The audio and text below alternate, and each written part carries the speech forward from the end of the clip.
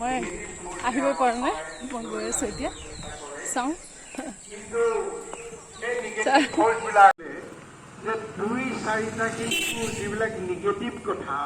সেয়া ফাংচনত ভাষণ দি আছে আৰু মই গৈ আছোঁ তালৈ। আৰু এয়া তেওঁ যিজনে ভাষণ দি আছে তেওঁ সঁচাকৈ বিশিষ্ট ব্যক্তি আৰু আমাৰ গাঁৱৰ সকলোৰে মৰমৰ। তেওঁ আদৰ্শ আমাৰ গাঁৱৰ আৰু এয়া সুন্দৰভাৱে সকলোৱে বহি শুনি আছে। তেওঁক সকলোৱে ভাল পায় আৰু দেখিছে আপোনালোকে, চাই থাকিব। মই সৰুকৈ ক্লিপ কিছুমান দেখাম আৰু মই দেখুৱাবলৈ এইটো ইচ্ছা কৰিলোঁ। আমাৰ গাঁওখনতো বিহু এনেকৈ পাৰ হৈছে, আপোনালোকক দেখুৱাবলৈ মই মন কৰাৰ কাৰণে দিলোঁ। ভাল লাগিলে প্লিজ লাইক, শ্বেয়াৰ, ছাবস্ক্ৰাইব কৰি দিব আৰু মোক অলপ এনকাৰেজ কৰিব। অ'কে, চাই থাকক দে।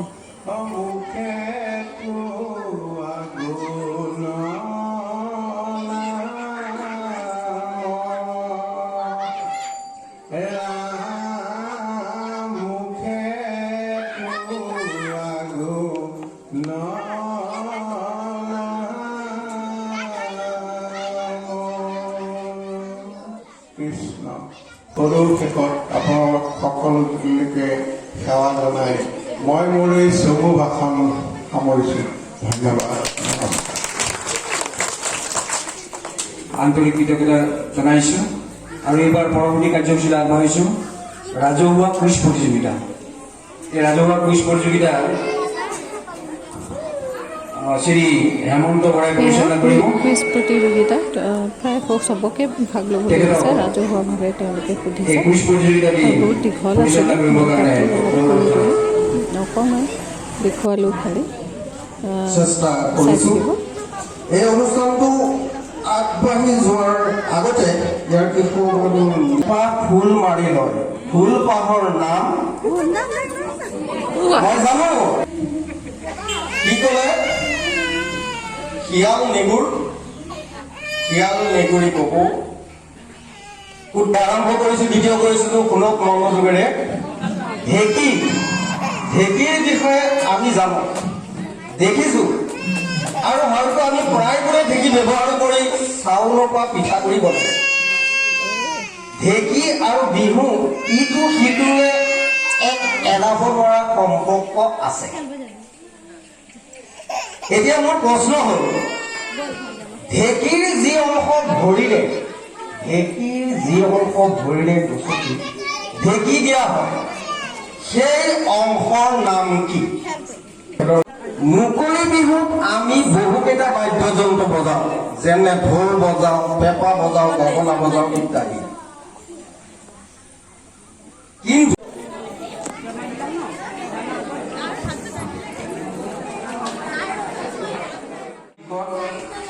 বিভিন্ন আলোচনা সমালোচনা আছে।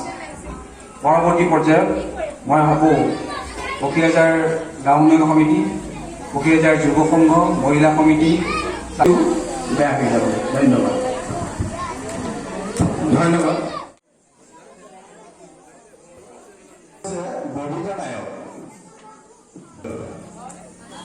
এয়া খেলৰ প্ৰাইজ ডিষ্ট্ৰিবিউশ্যন হৈ আছে। আমাৰ ল'ৰা ৰিপুঞ্জয়ো আনিলে কিবা এটা, সি কলহ ভঙাত ফাৰ্ষ্ট পালে। ভাল লাগিছে আৰু সকলোৱে পাইছে, গাঁৱৰ ল'ৰা ছোৱালীসকলে যিমানেই খেলিছে, মহিলাও পাইছে।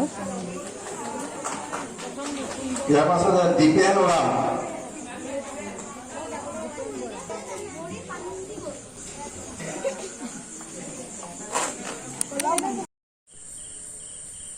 এয়া প্ৰগ্ৰাম অকণমান চাই আহিলোঁ আৰু এতিয়া সাংস্কৃতিক সন্ধিয়া অকণমান চাই আহোঁগৈ, পাৰিলে অকণমান দেখুৱাওঁ আপোনালোকক।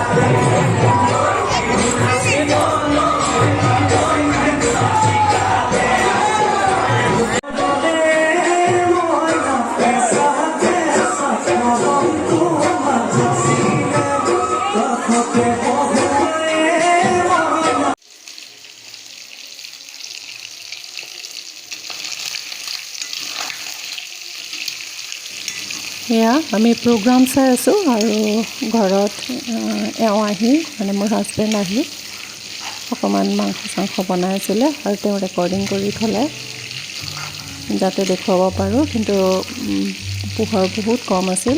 Very sorry for date.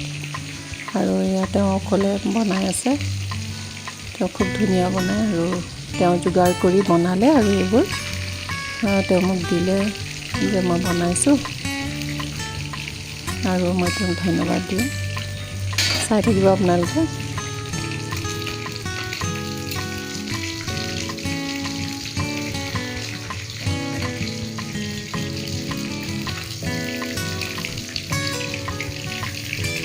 আলু আৰু মাংসখিনি অকণমান তেওঁ ফ্ৰাই কৰি লৈ তাৰপিছতহে তেওঁ তৰকাৰী বনায় আৰু তাৰ কালাৰটো খুব ধুনীয়া হয়, খাবলৈও ভাল হয়, খুব সুন্দৰ হয় খাবলৈ।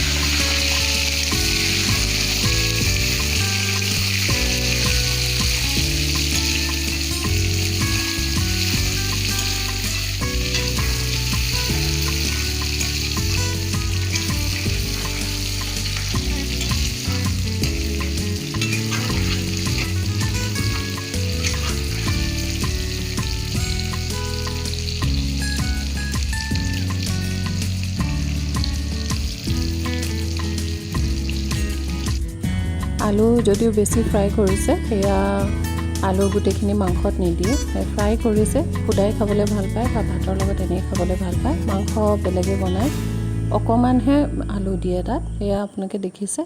মাংসকণ হৈ গ'ল আৰু আমি ভাত খাওঁ আৰু আপোনালোকক ধন্যবাদ দিওঁ চাই থকাৰ কাৰণে।